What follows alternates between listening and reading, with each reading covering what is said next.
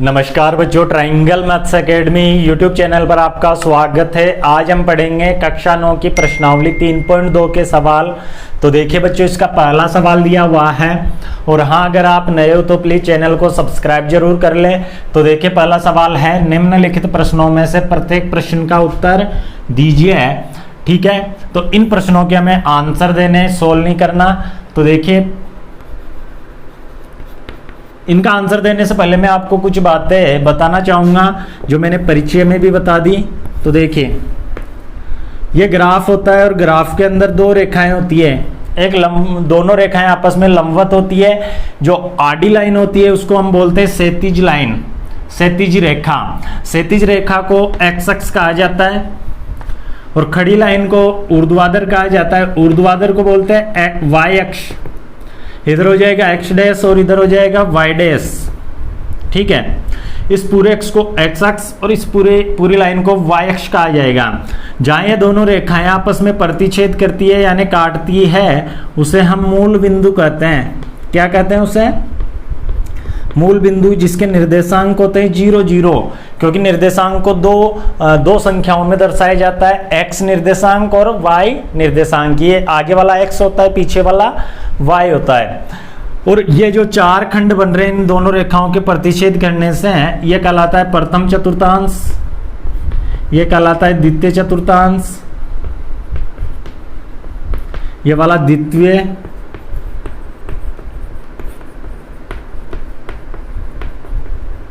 ये कहलाता है तृतीय और ये कहलाता है चतुर्थ। अब देखिए, इन प्रश्नों के आंसर सारे इसी में छुपे हुए हैं। अगर आपने परिचय देखा होगा तो इनके आंसर देखते हैं, दे लोगे।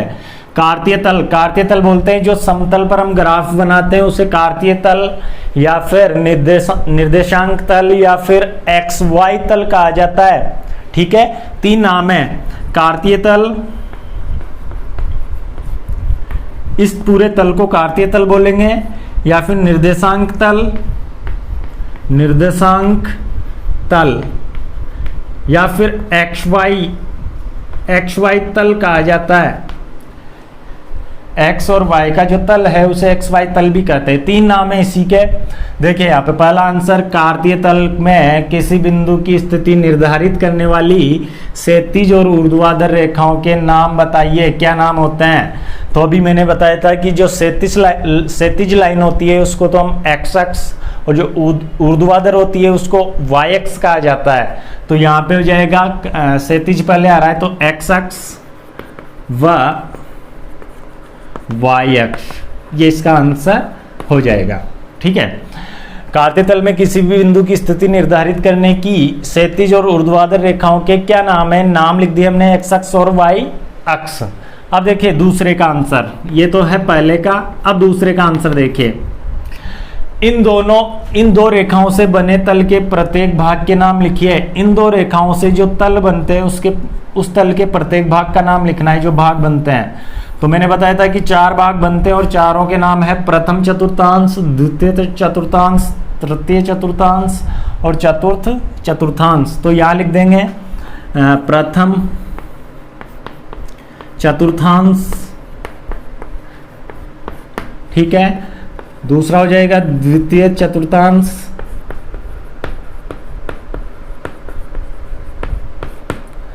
तीसरा हो जाएगा तृतीय चतुर्थांश, फिर हो जाएगा चतुर्थ चतुर्थांश। तो बिल्कुल सिंपल आंसर है।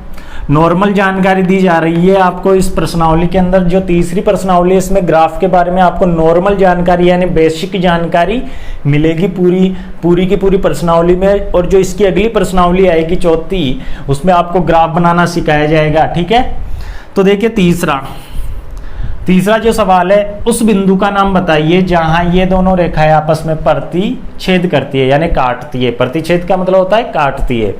तो मैंने कहा था कि ये दोनों रेखाएं जहां काटती है उसे हम मूल बिंदु कहते हैं, जिसके निर्देशांक 0 0 होता है, यानी x भी 0 होता है और y भी 0 होता है। तो इसको बोलेंगे मूल बिंदु। ओनली नाम लिखना है, तो उस बिंदु का नाम बताना है। तो इसका आंसर हो जाएगा मूल बिंदु।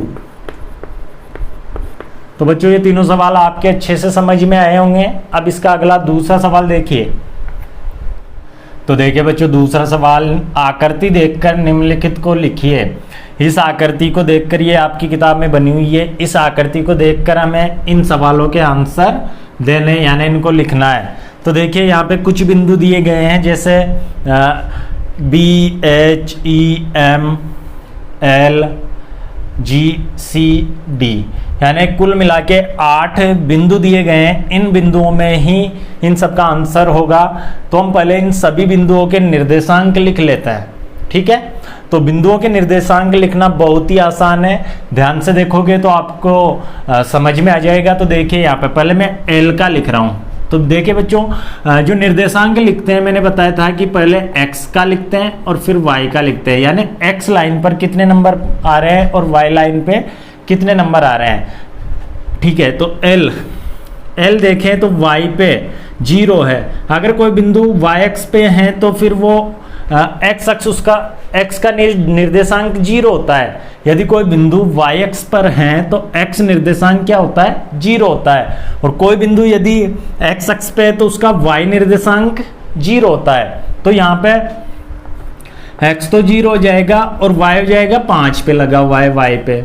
अगर y पे चले तो 5 आ रहा है, 1 2 3 4 5, ठीक है। तो इसका जो निर्देशांक होगा 0 5 होगा L का, यानी x का पहले लिखना है, y का बाद में लिखना है। तो x तो 0 है यहाँ पे, ठीक है। x की सीध देखेंगे तो 0 आ रहा है और y पे कितना आ रहा है, 5। अब ये D वाला देखें, इसका अगर निर्देशांक देखें तो पहले x का देखेंगे, 1 2 3 4 5 6 कदम चले तब जाके वो बिंदु की सीध आ रही है, यानी सामने आ रहा है। तो 6, x का 6 हो जाएगा और y का इधर y अक्ष पे देख लो, इस बिंदु के सामने 2, यानी इसका निर्देशांक हो जाएगा 6 और 2, ठीक है। इसी प्रकार C का देखिए, x पे तो 5 और y पे -5, ठीक है। x अक्ष पे तो 5 पे जा रहा है और y पे किस पे जा रहा है, -5 पर। तो इसका निर्देशांक होगा 5 -5। हमें ये बात ध्यान रखनी है कि x का पहले ही लिखना है, अन्यथा गलत हो जाएगा, आपका बिंदु का जो निर्देशांक है वो गलत हो जाएंगे। यहाँ पे देखिए g का अगर लिखेंगे तो x पर तो 2 और y पे -4, तो 2 -4, ठीक है। इसी प्रकार ई वाला देखिए, ई का अगर निर्देशांक देखें तो x पे तो आ रहा है -3 और y पे आ रहा है -5, ठीक है।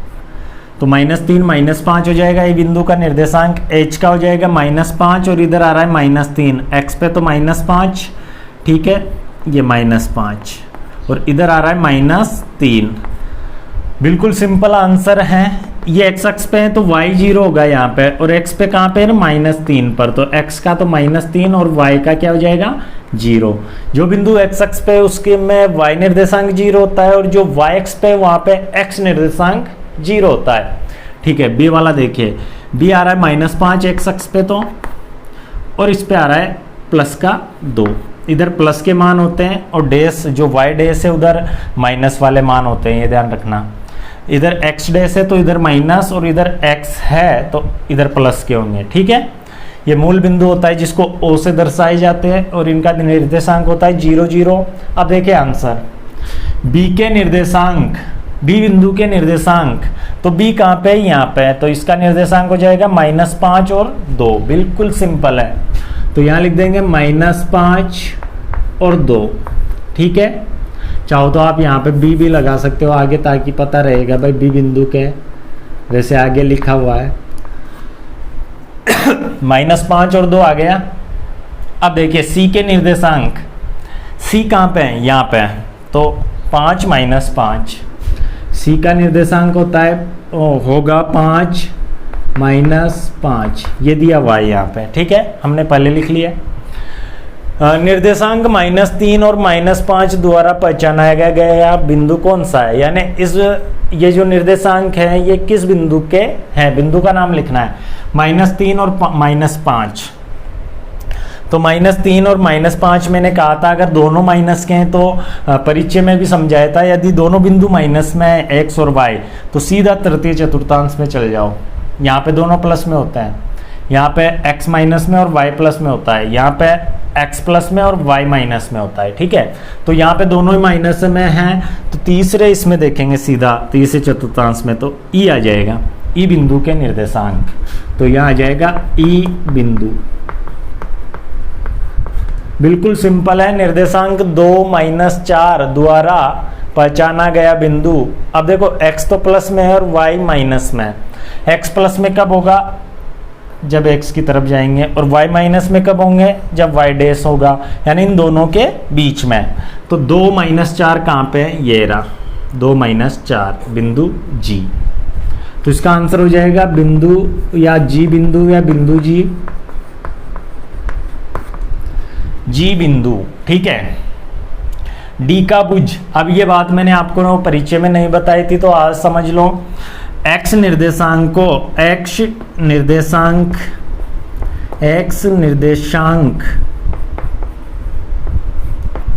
भुज कहलाता है, x निर्देशांक भुज कहलाता है, और y निर्देशांक ये आप लिख लेना, y निर्देशांक कोटि कहलाता है। y का जो निर्देशांक होगा, निर्देशांक कोटि कहलाता है। यह आपको बिल्कुल ध्यान रखना है। x निर्देशांक जो होता है वो भुज कहलाता है और y निर्देशांक कोटि कहलाता है। तो यहाँ पे d का भुज, यानी भुज का मतलब x का निर्देशांक। d बिंदु ढूंढिए और d बिंदु जहाँ मिल जाए वहाँ x का जो निर्देशांक होगा वो भुज कहलाएगा और y का जो निर्देशांक होगा वो कोटि कहलाएगा। तो हमें d का भुज लिखना है ओनली, तो 6 कितना हो जाएगा, 6। बिंदु h की कोटि, बिंदु h की कोटि, तो बिंदु h कहाँ पे है, यहाँ पे, और कोटि होती है y निर्देशांक, तो y निर्देशांक -3 है, तो इसका आंसर हो जाएगा -3। बिंदु L के निर्देशांक, बिंदु L के निर्देशांक, तो देखिए बिंदु L के निर्देशांक क्या होंगे, बिंदु L कहाँ पे है, यहाँ पे है, ये रहा, तो इसके निर्देशांक है 0-5, ये बिंदु L के निर्देशांक हो गए। बिंदु M के निर्देशांक, बिंदु M के निर्देशांक ये है बिंदु M, इसका निर्देशांक है -3 और 0। ठीक है, तो यहाँ जाएगा -3 और 0। ये सभी सवालों के आंसर हो गए, बिल्कुल सिंपल सवाल थे। ठीक है, नॉर्मल जानकारी ये है ये। तो बच्चों, मेरे द्वारा दी गई जानकारी आपको अच्छी लगी तो प्लीज़ चैनल को सब्सक्राइब करें और बेल आइकन प्रेस कर ले, ताकि ऐसी ही शानदार वीडियो आप तक पहुंचती रहे। धन्यवाद। जय हिंद, जय भारत।